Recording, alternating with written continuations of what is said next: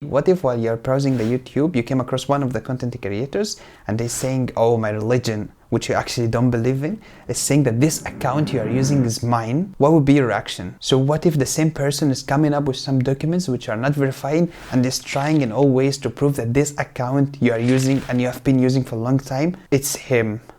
What would be your reaction? That's bullshit, isn't it? I said so too. And this is literally what the Palestinians are trying to tell the world all over the past year. الشعب الفلسطيني. The Palestinian people. Palestinians. Palestine. Palestinian people. Palestinian land. Palestinians live. Palestinian people.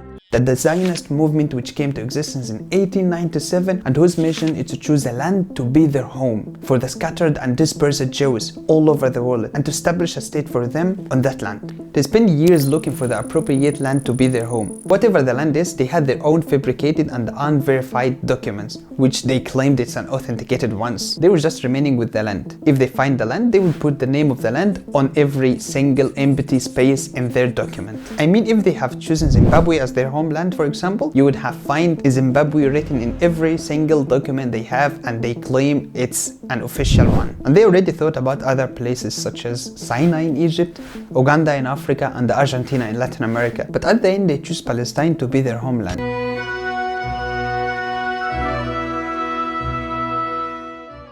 Probably because it's a very holy land for all Abrahamic religions, Judaism, Christianity, and Islam as well, or maybe because all the powerful and colonizing countries were behind them, such as UK and the USA. After choosing the land, they tried in every way to take it, and by then it was ruled by the Ottoman Empire, so they tried to pay bribe for them and to take it, but the Ottoman Empire refused. Sizden tek isteğim Kudüs'ten bir avuç toprak satmanız.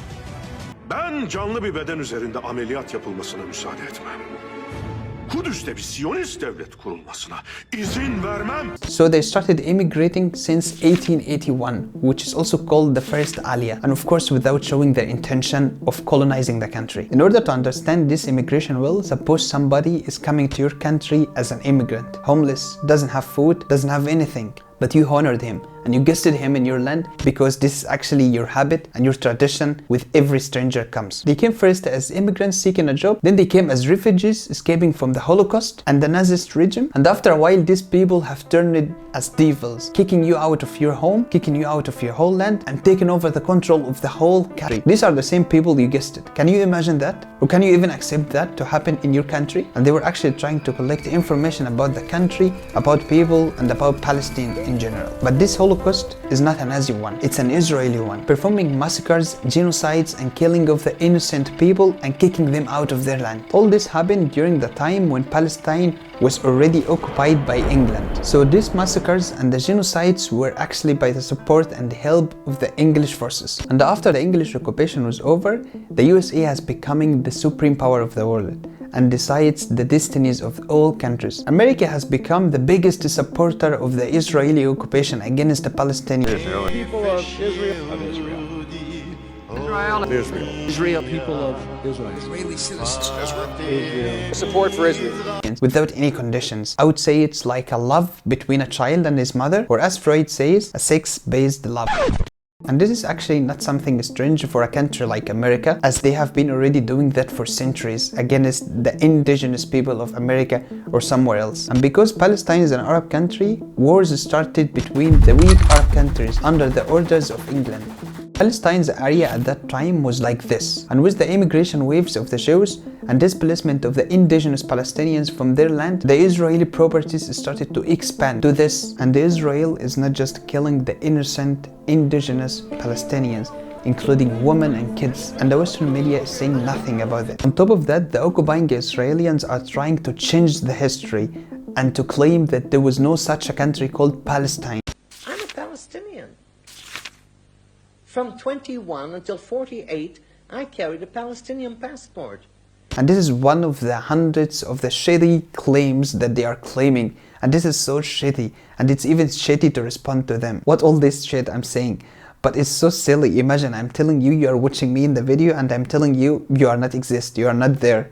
Imagine, that's shitty, isn't it? And since Israel came to existence, it's been 8 decades and the conflicts never come to end. This is not because the conflicts is with Palestinians only, but it's also an issue with all Arabic societies around, including 25 Arabic countries. Away from the governments that are actually moving by only the order of the USA, societies will never accept Israel. And it's even impossible to be from what is called Israel and to come to any Arabic society, to raise the flag of Israel and to claim as Israeli. And the conflict between Israel and Palestinians has 3 forms. Palestinians live inside the current Israeli cities, which make more than 2 million, West Bank and Gaza Strip. For those who live inside the occupied cities are harassed and assaulted all the time. As Arabs, they are suffering from apartheid and an extreme racist treatment by the government, especially those who live in Jerusalem, which is the everlasting capital city of Palestine. Imagine your house is in a street 10 meters wide and you got a store, it's on the other side of the street. Crossing the street will take just a few minutes, right? But this is not the case for West Bank. In West Bank, that might take even hours. In West Bank, going through cities and villages might take even up to 6 hours. That's because you have to go through checkpoints that will take you and check you for hours and hours. Suppose yourself in one of the EU countries like Germany, for example, and you want to go to Vienna. That might take maximum 2 or 3 hours. If you are in a city in the southern part of Germany and you want to go deep in Vienna, that will take maximum 3 hours. But this is not the case in West Bank. The same time, 3 hours, and the guy is still being checked for anything he has, still in the borders, and is trying to go to another city, to another village, to his store, to his family somewhere else. And this is because of the same apartheid and racist barriers that they have been building along Palestine, putting pressure on them, humiliating them, and force them to leave the land. This is other than the continuous raids on the Palestinian campus cities and villages in the West Bank, and killing people every day. Literally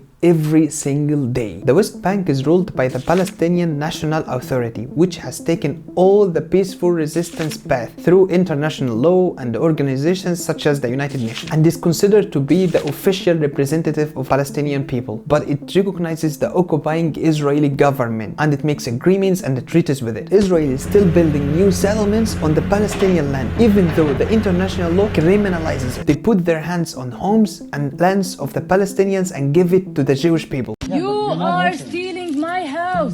And if I don't steal it, someone else is gonna steal it. And they allow these Jewish settlers to attack on Palestinians, which are supposed to be innocent civilians as they claim. And they kill the Palestinian journalists as well. And this official Palestinian government is calling every single human rights organization or any superpower country to defeat them, but still no response and no country gets involved. They just see them as enemies, terrorists. And they didn't even do what they have promised of giving a land to Palestinians. They didn't. In Gaza, on the other hand, the situation is completely different. The population is 2 million and 70% of them, they are coming from other villages and cities, and they have been humiliated. So basically Gaza is a refugee camp. Why? Because basically, as the British diplomat John Holmes, after his visit to Gaza, is stating that Gaza is the biggest open prison in the world. I think this policy of the blockade is ineffective. It's resulting in misery for the Palestinians who live here. They're living in a kind of open-air prison. They're still suffering this kind of collective punishment they've been suffering. Gaza is only a 365 kilometers city, whereby 2 million are living there. Can you imagine yourself living in a neighborhood or a very small city like this, and you are 2 million, you cannot move, and you have actually to cross through borders just to go to another city to work or to get something you need? And Gaza has been under blockage since 2006, and now there's a total blockage. Gaza doesn't have the basic needs. There's no gas, there's no electricity, there is no water, and Israel could not stay longer than 2005. They announced officially the withdrawal of Gaza Strip since 2005. In fact, Hamas was officially established in 1987, just as a resistance towards the crimes of Israel, which no one in the world can stop it. Hamas was firstly using only stones, knives, and primitive guns since the World War. Then they started using the locally manufactured missiles, which they are using today, against the very developed and strong Israeli ones. And the purpose of their fighting is just the freedom of their land, which is a basic human need, to fight for your land. You fight for your land, I fight for my land, and they fight for their land as well. They might have mistakes, they are not prophets, but at the end they are human beings like me and you. And both sides, Israel as a country lost billions of dollars, and on the other side Gaza lost